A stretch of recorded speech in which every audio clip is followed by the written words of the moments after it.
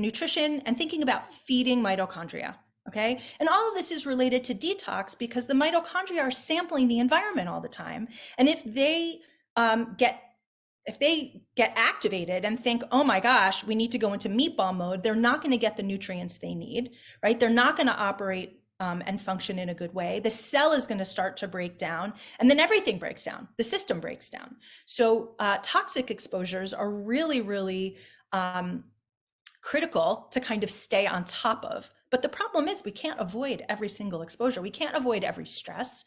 You know, we're human, right? Life has stress in it, day to day, month to month, year to year. There are stressors, right? So, and that's not including toxins. We can't necessarily protect ourselves from every single toxin all the time, and that would not be a way to live, right? So, so what can we do to really strengthen our mitochondria and be resilient, and to not just survive but to thrive?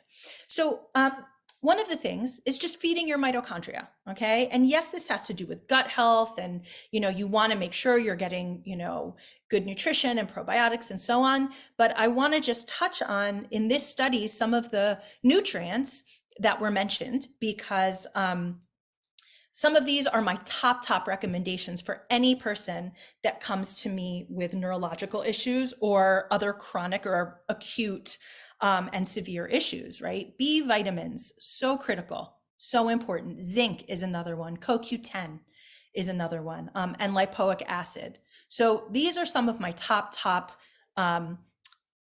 recommendations from a nutritional standpoint. And what I want to say here is that most of these you can get in a good, high quality multivitamin.